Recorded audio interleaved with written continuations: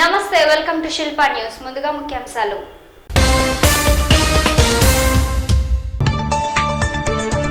YSRCP councillor Subbarayudu ఇంటిపై 40 మంది పోలీసుల అనైతిక దాడిని ఖండిస్తూ టూ టౌన్ పోలీస్ స్టేషన్ ముందు ధర్నా నిర్వహించిన వైఎస్ఆర్సీపీ నేతలు.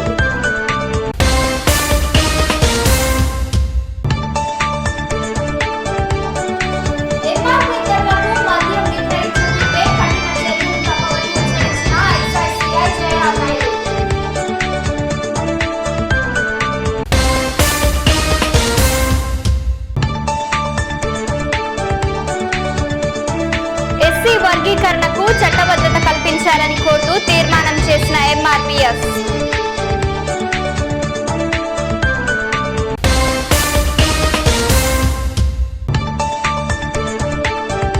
గొడ్ల వ్యాపారి చేతిలో మోసపోయిన వడ్డీ అర్హత రైతులకు లోక్ అదాలత్లో న్యాయం చేసిన జడ్జి ఇంతియాజ్ అహ్మద్.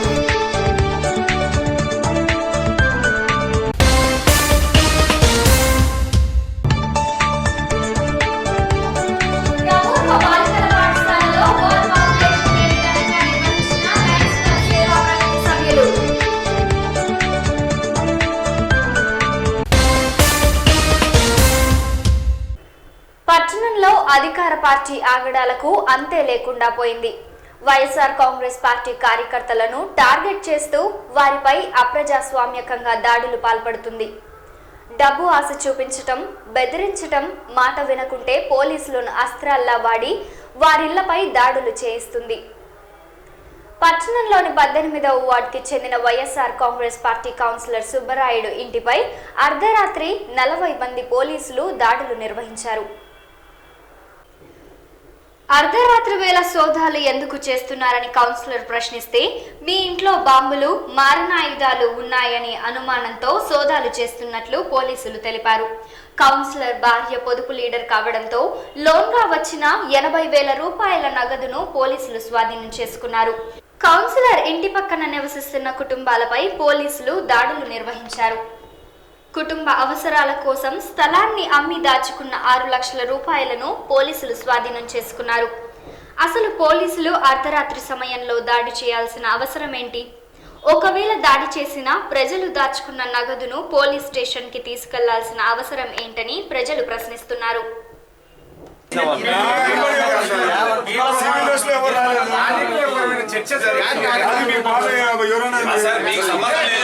మీరు యా పార్టీలో గెలిచినారు, యా పార్టీలో ఉన్నారు, మళ్ళీ ఎందుకు పార్టీ మారినారు?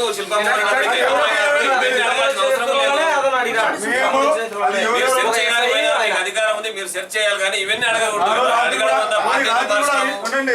పార్టీలో యూనిఫామ్ లో పోయినాము. ఒక డ్రెస్ ఎస్ఐ గారు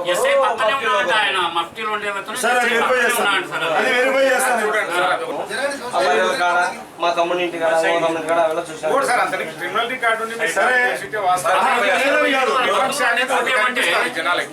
రికార్డెడ్ గా ప్రతాప్ గౌడ్ అనే వ్యక్తి మా పార్టీలో చేరినప్పుడు అతను వాయిస్ ఇచ్చాడు.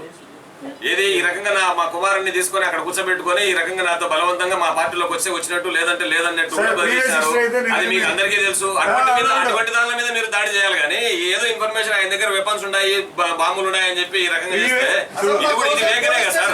అది యాక్చువల్ గా వాళ్ళు వాయిస్ ఇచ్చారు, అతను స్వతహాగా చెప్పాడు. వాయిస్ ఇచ్చిందని కూడా వాయిస్ ని కూడా మీరు ఓబే చేయాలి కదా. అనంతరం స్టేషన్ ఎదురుగా రోడ్డుపై గంటసేపు ధర్నా నిర్వహించారు.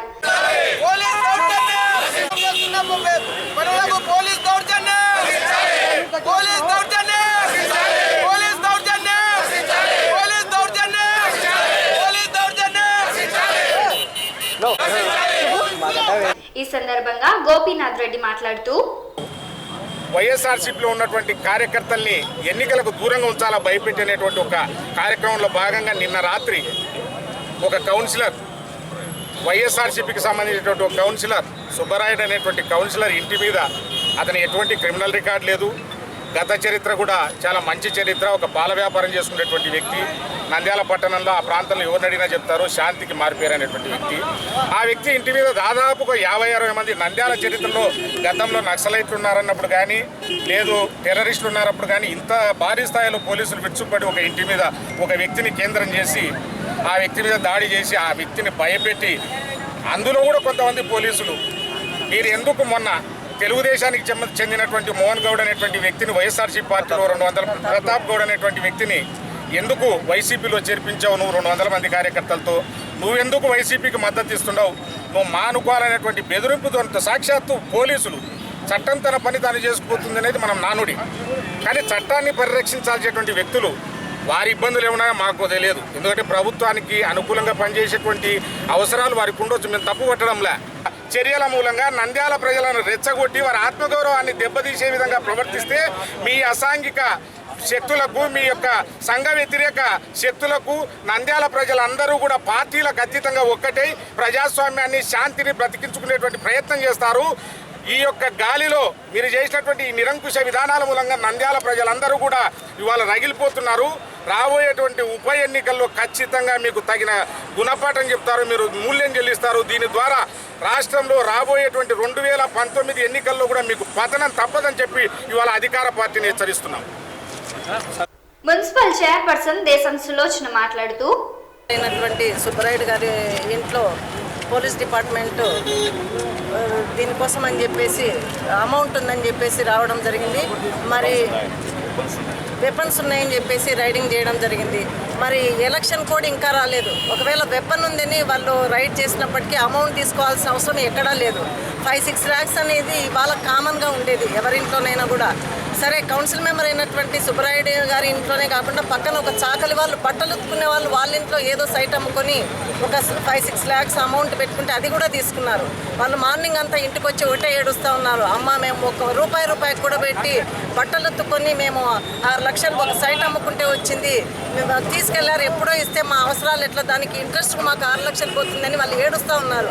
మరి గవర్నమెంట్ మేము బడుగు బలహీన వర్గాలకు పనిచేస్తూ ఉన్నామని ఈరోజు చెప్తా ఉన్నారు. ఇటువంటి పనేనా ఈరోజు చేసేదని చెప్పేసి నంద్యాల పబ్లిక్ ప్రతి ఒక్కరు ఈరోజు క్వశ్చన్ చేసే పరిస్థితి వచ్చింది. ఒక కౌన్సిలర్ ఇంట్లో మంచికి మారుపేరుగా ఒక పాల వ్యాపారం చేస్తూ జీవిస్తున్న కౌన్సిలర్ ఇంట్లో ఇలాంటి దాడులు జరగడం అనేది మేము కౌన్సిల్ తరఫున కూడా దీన్ని మేము అందరము కూడా ఖండిస్తూ ఉన్నాం. మరి ఇలాంటి పునరావృతం కాకుండా కూడా చూడాలని చెప్పేసి కోరుకుంటా ఉన్నాను. అనంతరం కౌన్సిలర్ సుబ్బరాయుడు మాట్లాడుతూ 18వ వార్డు కౌన్సిలర్ సుబ్బరాయుడికి కావాల్సిగా వాంటెడ్గా 1.5 గంట టైంలో ఆడోళ్ళు చిన్నపిల్లలు నిద్ర వచ్చే టైంలో వచ్చి 30-40 మంది పోలీస్ డిపార్ట్మెంట్ వాళ్ళు రైడింగ్ చేసి ఎలక్షన్ దగ్గరకు వచ్చిన డబ్బులు ఉన్నాయి, బాంబులు ఉన్నాయి, తుపాకులు ఉన్నాయి అని రైడింగ్ చేయడం జరిగింది. ఏం సార్ ఒక్కటేసారి ఇంతమంది రావాల్సిన అవసరం ఏముంది అని అంటే, మొత్తం మీ ఇంట్లో ఇవి ఉన్నాయి, మేము చెకప్ చేయాలి, మీ బంధువుల ఇల్లు చూపించండి, మీ చిన్నాయన గారి ఇల్లు చూపించండి, మీ అన్నగారి ఇల్లు చూపించండి అని చెప్పేసి వాళ్ళ ఇల్లు సరే సార్ చూసుకోండి అని మొత్తం మేము చెప్పడం జరిగింది. అన్నీ చూసినారు. అంటే మా చిన్నాయన గారి ఇల్లు వాళ్ళ ఇల్లు చెకప్ చేసుకున్నారు. ఇంటి పక్కన వాళ్ళు ఎవరో తెలియని వ్యక్తులు ఇంటి పక్కన, అంటే వాళ్ళు 18వ వార్డు కౌన్సిలర్ ఇంటి పక్కన ఉన్న పాపానికి వాళ్ళ ఇల్లు కూడా చెక్ చేసి వాళ్ళు ఏదో స్థలం కోసం తెప్పించుకునే రజకులు ఏదో పావల మూట కట్టుకుని కొన్ని స్థలం అమ్ముకొని అంటే వాళ్ళ పిల్లల పేరు మీద డిపాజిట్ చేసుకోవాలనుకునే అమౌంట్ తీసుకొచ్చి ఆ బట్టలలో చిల్లబదరా చేసేసి ఆ రజకులవి వాళ్ళ ఇంట్లోంచి డబ్బులు తెచ్చుకోవడము. అలాగే నువ్వు టీడీపీలో ఎన్నుకునే వ్యక్తివి, నువ్వు మళ్ళీ వైఎస్ఆర్సీపీకి ఎందుకు పోయినావు అని ప్రశ్నిస్తున్నారు. కరెక్టే. ఇంతమంది ఎమ్మెల్యేలు వైఎస్ఆర్సీపీ నుంచి టీడీపీకి వచ్చినప్పుడు ఈ వాళ్ళు ఎందుకు ప్రశ్నించలేదని నేను అడుగుతున్నాను. కౌన్సిలర్లు వచ్చినారు వైఎస్ఆర్సీపీ నుంచి టీపీలోకి, వాళ్ళను క్వశ్చన్ చేయొచ్చు కదా. ఈరోజు సోమశెట్టి గారు మాకు లెటర్ పంపించడం జరిగింది. ఆ లెటర్లు వాళ్ళకు కూడా పంపించవచ్చు కదా. అదే ఎమ్మెల్యేలు 20 మంది ఎమ్మెల్యేలు వచ్చినారు, మంత్రి గారు ఉన్నారు, వాళ్ళకు కూడా పంపించండి. వాళ్ళ రాజ్యంలో ఏమన్నా మేము చేస్తాం రాజీనామా. అట్లా ఇడిచిపెట్టి ఏదో చిన్న స్థాయి మంచిని పట్టుకొని మీరు అంత ప్రలోభాలు పెట్టి బాంబులు ఉన్నాయి అవి ఉన్నాయి అని మా బంధువులను అందరిని భయప్రాంతులు చేపించి మా అమ్మడి తిరిగే వ్యక్తుల పేర్లు చెప్పమని చెప్పడము ఇవల్ల అది కరెక్ట్ అయిన పద్ధతి కాదు, ఓట్లు అడిగే పద్ధతి కాదు. ఎవరైనా కానీ నాయకులు చేసే నాయకత్వాన్ని బట్టి అభిమానించిపోవాలా కానీ ఇటు భయభ్రాంతులు చేపించి గుంజుకోవడం కాదు. అది ప్రజాస్వామ్యంలో ఉండే పద్ధతి కాదు. అది డబ్బులు బాంబులు ఎక్కడ టీడీపీ మా అధికారంలో ఉన్న పార్టీ వాళ్ళ కాడ చెక్ చేసుకోండి, కావాల్సిన మూటలు దొరుకుతాయి, మా కాడ కాదు. మా నాన్నగారి టైం నుంచి కూడా మేము వ్యవసాయం చేసుకొని పాల వ్యాపారం చేసుకొని బతికే వ్యక్తులము. మా అప్పగారి టైం నుంచి కూడా ఒక్క క్రిమినల్ కేసు కానీ ఏదో కానీ ఉంటే చూడండి. అటువంటి వ్యక్తులు బాంబులు ఉన్నాయి, మీ ఇళ్ళల్లో డబ్బులు ఉన్నాయి, 5-6 లక్షల రూపాయలు మేము ఏదో వ్యాపారం కోసం పెట్టుకునే డబ్బులు తీసుకొచ్చాల్సిన అవసరం ఏముంది?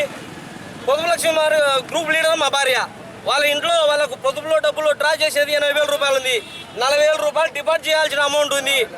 ఆ డబ్బులు తీసుకొచ్చుకోవాల్సిన అవసరం ఏముంది? మేము రేత్రే మేము చూపిస్తామని చెప్పినాం, ఎవిడెన్స్ చూపిస్తాం సార్, మా డబ్బులు తీసుకోకపోతే రేపు వాళ్ళు మేము తిన్నట్లు అవుతుంది, వాళ్ళ డబ్బులు తీసుకోపోకండి అని కూడా చెప్పినాం. ఆ డబ్బులు తీసుకురావాల్సిన అవసరం ఏముంది? వాళ్ళకి మేమేం సమాధానం చెప్పాలా? అలాగే సైట్ మీద డబ్బులు 2 లక్షలు ఉంది, అంతా కలిపి 6,98,500 రూపాయలు ఎవిడెన్స్తో సహా ఉంది. కానీ బాంబులు ఉన్నాయి, బాంబులు దొరికినాయా రేత్రి? ఈ దాబా వాళ్ళు తెచ్చి పెడితేనే మా ఇంట్లో బాంబులు దొరికేది. ఇంకా అవి కూడా చేస్తారు. మేము నక్సలైట్లమా, టెర్రరిస్టులమా? 30 మంది రైడింగ్ చేయాల్సినంత అవసరం ఏముంది? నేను ఇది పూర్తిగా ఖండిస్తున్నాను. మేడం, డీలర్ల దాని మీద మీరు ఏదో యాక్షన్ తీసుకోవాలని చెప్పి నిన్నంతా దాడులు చేశారు. అంటే మీరంటే మీ రెవెన్యూ డిపార్ట్మెంటే కదా, కన్సర్న్ మీరే కదా. అదే మేడం, ఏం లేదు. అయితే గత 10 సంవత్సరాల నుంచి కూడా వాళ్ళు డీలర్లుగా ఉన్నారు. మరి ఈ రోజు ఇంతవరకు చేయండి, ఈ రోజు చేయడం అనేది వాళ్ళ మీద దాడులు చేయడం, అందులో వాళ్ళకి ఏదైనా కానీ మీరు సస్పెన్షన్ లెటర్ అని ఇవ్వాలా, లేదన్నా పడితే వాళ్ళ మీద ఏదైనా ఉన్నప్పుడు ఆ లోట్లను చూపాలి. అట్లా లేకుండా మన వాళ్ళు ఏం చేస్తున్నారంటే, మీరు రాసి ఇస్తే రాజీనామా చేయండి, లేదన్నా పడితే మీరు ఏ పార్టీ, మీరు తెలుగుదేశం పార్టీ, వైఎస్ఆర్ పార్టీ అయితే మీకు రావు, తెలుగుదేశం పార్టీలో చేరే పడితే తెలుగుదేశం పార్టీకి మద్దతు వాళ్ళకే పార్టీ అయితేనే మీకు ఈ డీలర్షిప్లు ఉంటాయి. మీరు ఎవరైనా కానీ మేడం, మీరు అధికారులు కాబట్టి మేము చెప్తున్నాం మీకు. వాళ్ళని మా ఎంఆర్ వాళ్ళని అడగండి, లేకపోతే ఆర్డీఓని అడగండి అంటారు. అదే ఎవరైనా మేడం, మీరు కింది వాళ్ళ ఆర్డీఓ స్థాయి తర్వాత మీరు, ఎందుకంటే మీకు చెప్పాలి కదా, ఫ్రెండ్ చేయాలి కాబట్టి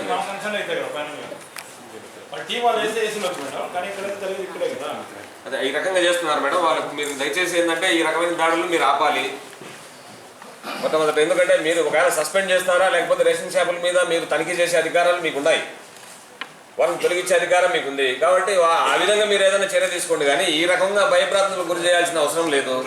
మీరు దయచేసి దాని మీద మీరు కొంచెం విచారించి ఆ విధమైన మళ్ళీ నెక్స్ట్ దాంట్లో మళ్ళీ పునరావృతం కాకుండా చూడాల్సిన బాధ్యత మీదని చెప్పి మేము వినియోగించుకుంటున్నాం మేడం.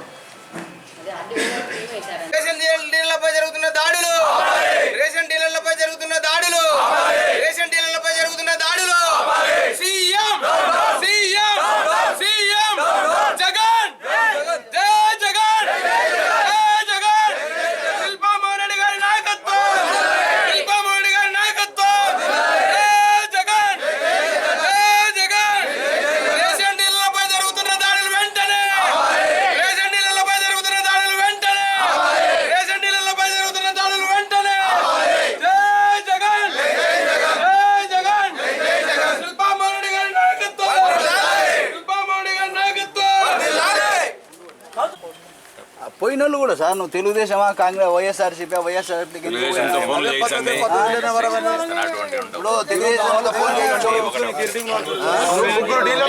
వైసీపీలో ఉంటే ఈ డీలర్ రాష్ట్రంలో ఏ సీఎం ఇంతవరకు అట్లా అనలేదు సార్. ఆదాయం అంటే సార్ మనం ఒక వారం రోజుల క్రితం కిరసీన్ మీద పెద్ద ఆర్టికల్ వచ్చింది. మేము రాష్ట్రవ్యాప్తంగా చేస్తున్నాం. తప్పు చేస్తే చేయండి సార్. దాని గురించి అటువంటి జరగకుండా చూస్తాం. ఈ కార్యక్రమంలో కొత్తపల్లి సర్పంచ్ తులసిరెడ్డి, మున్సిపల్ చైర్పర్సన్ దేశం సులోచన, దేశం సుధాకర్ రెడ్డి, కౌన్సిలర్లు అమృత్ రాజ్, కలాం, శోభారాణి, చాంబి, కన్నమ్మ, జాకీర్, మాబున్ని, కైపరాముడు, గోపీనాథ్ రెడ్డి, సద్దాం శివరాం, బాషా, జగన్ ప్రసాద్ తదితరులు పాల్గొన్నారు.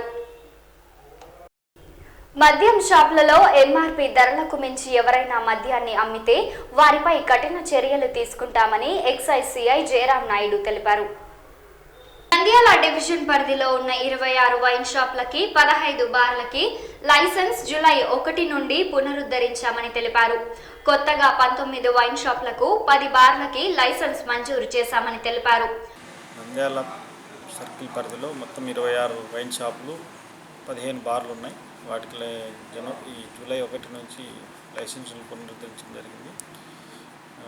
ఇప్పటి వరకు 19 వైన్ షాపులకి 10 బార్లకు లైసెన్స్ ఇవ్వడం జరిగింది ఈఎస్ గారు. ఈ కొత్తగా ఏర్పాటు చేసినటువంటి మద్యం షాపుల్ని ఎట్టి పరిస్థితుల్లోనూ వీరు లిక్కర్ని బెల్ట్ షాపులకి ఇవ్వకోకుండా మరియు ఎంఆర్పి రేట్లకు అమ్మాలని పూర్తిగా ఇన్స్ట్రక్షన్ చేయడం జరిగింది. ఎవరైనా ఎంఆర్పి వైలేషన్ జరిగితే నాకు కానీ మా సిబ్బందికి కానీ సమాచారం ఇచ్చిన ఎడల వెంటనే కేసు చేయడం జరుగుతుంది. అలాగే బెల్ట్ షాపులు కూడా ఎక్కడ మండల్ తాలూకాలో ఉండడానికి వీల్లేదు. ఈ కమిషనర్ గారి ఆదేశాల మేరకు బెల్ట్ షాపులు లేకుండా చేస్తున్నాం మరియు ఎంఆర్పి ధరలకు అమ్మాలని ఖచ్చితంగా చెప్తుంది. అంతేకాకుండా ఎంఆర్పి గతంలో మాదిరి ₹1,00,000 కాంపౌండ్ ఫీజు కాకుండా ఈసారి నుంచి 5 లక్షల పైన ఉండేలాగా ప్రభుత్వం ఏర్పాటు చేయబోతుందని వింటున్నాం. ఇదే జరిగితే ఎంఆర్పి ఖచ్చితంగా అమలు చేయడానికి వీలవుతుంది. రాత్రి 10 గంటల తరువాత వైన్ షాపులు తెరిచి ఉంటే వాటిపై కేసులు నమోదు చేస్తామని తెలిపారు. ఈ కొత్తగా ఏర్పాటైనటువంటి మద్యం షాపులు మరియు వైన్ షాపులు కూడా టైమింగ్ పాటించడానికి కూడా ఖచ్చితంగా ఏర్పాటు చేస్తున్నాం. ఉదయం 10 నుంచి రాత్రి 10 వరకు టైమింగ్ ఉంది వైన్ షాపులకి. అదేవిధంగా బార్లకైతే ఉదయం 10 నుంచి నైట్ 11 గంటల వరకు ఉంది. అంతేకాకుండా ఈ రెస్టారెంట్లు మాత్రం ఫుడ్ సర్వింగ్ వరకు 12 వరకు ఉంటుంది.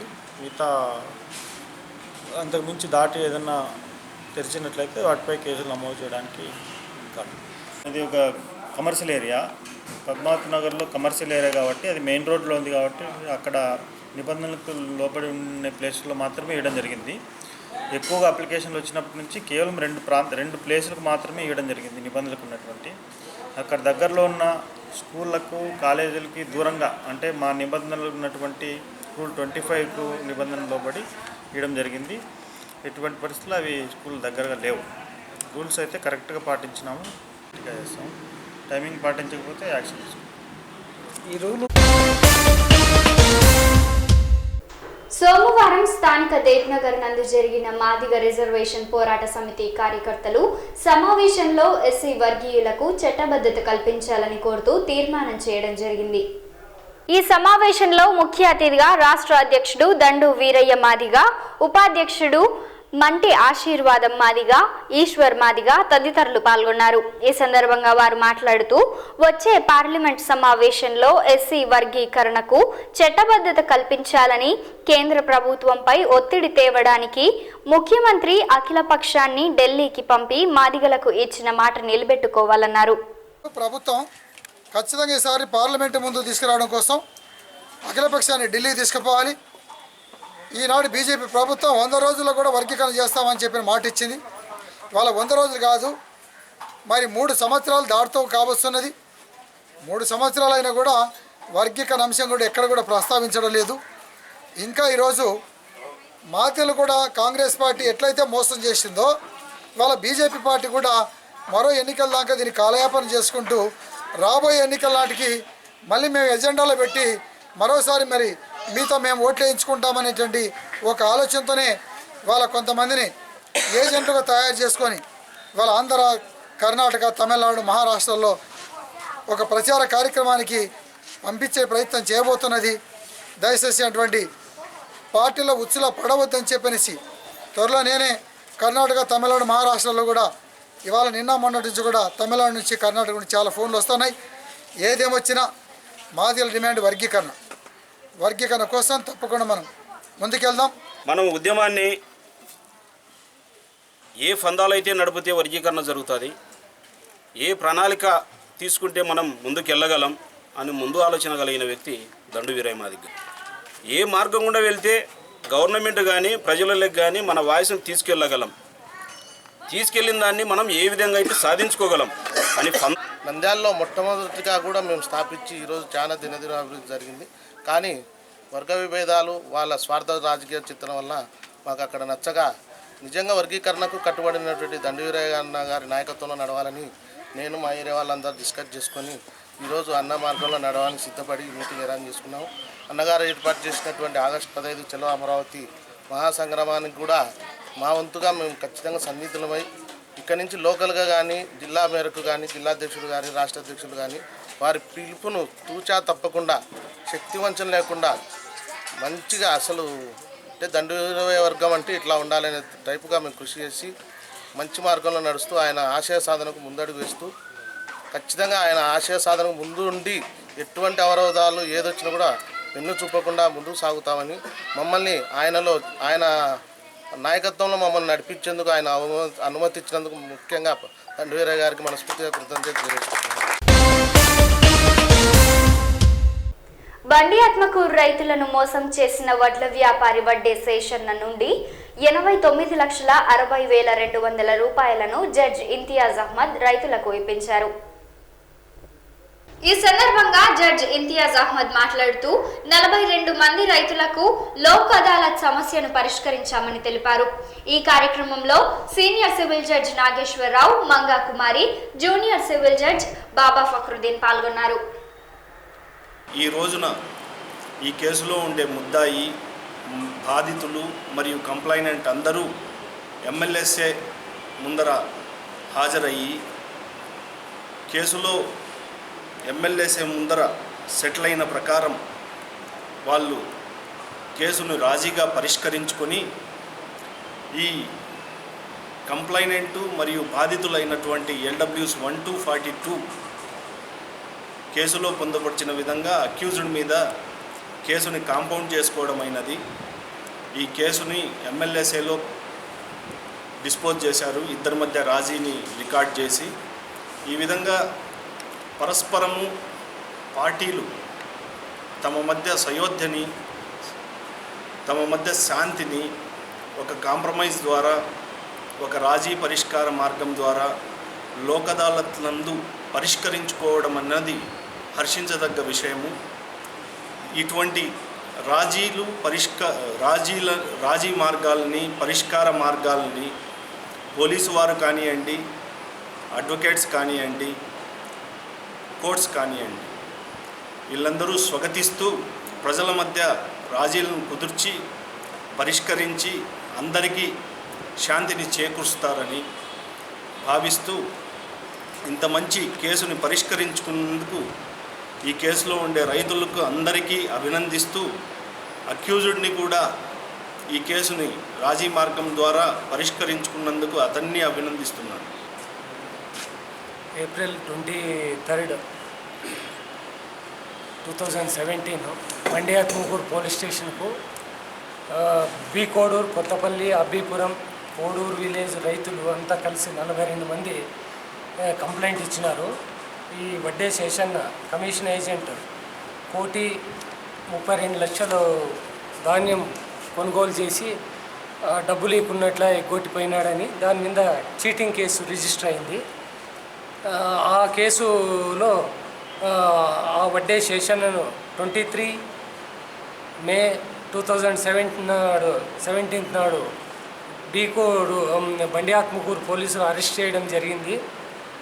అతను అరెస్ట్ చేసిన తర్వాత అతని నుండి 97,97,00,000 రికవరీ చేసి ఆ డబ్బులను మా వ్యక్తిని రిమాండ్ పంపించి డబ్బులను కోర్టుకు సబ్మిట్ చేయడం జరిగింది. బాధితులకు ఇమీడియట్గా వాళ్ళకు వ్యవసాయ ఖర్చులకు ఆ డబ్బులు అందించడం కోసము లోకాలో పెట్టేసి ఆ కేసును ఈరోజు డిస్పోజ్ చేసి రైతులకు రావాల్సినటువంటి ఈ 97 లక్షలను మన కోర్టు ద్వారా చెక్కుల రూపంలో వాళ్ళకి అందించేదానికి ప్రయత్నం చేస్తున్నారు.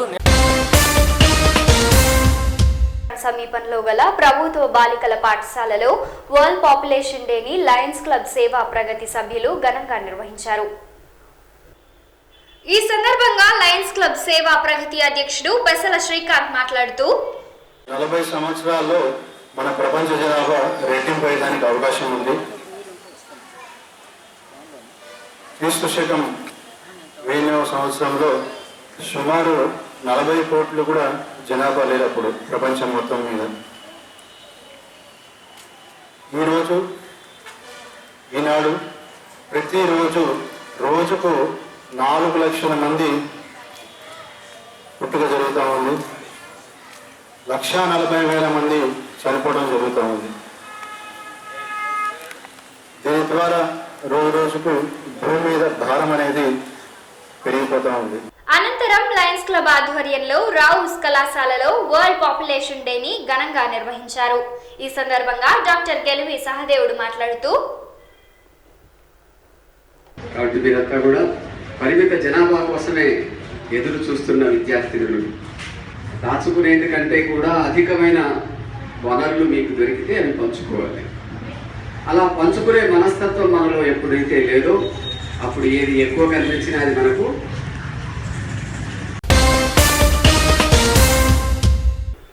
వార్తలు ముగించే ముందు ముఖ్యాంశాలు మరోసారి.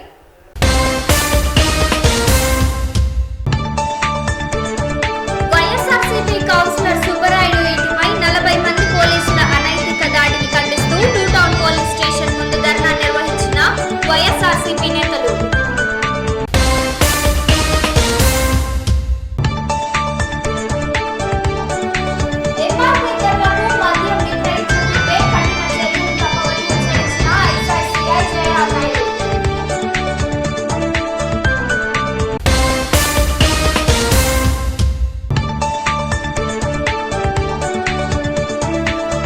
వర్గీకరణకు చట్టబద్ధత కల్పించాలని కోరుతూ తీర్మానం చేసిన ఎంఆర్పీఎస్.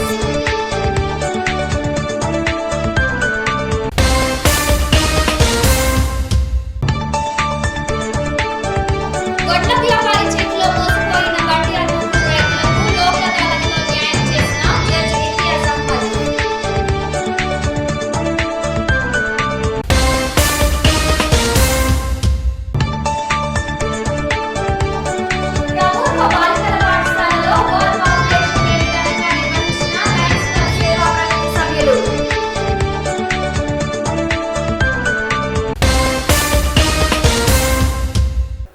ఈ వార్తలు ఇంతటితో సమాప్తం. నమస్కారం.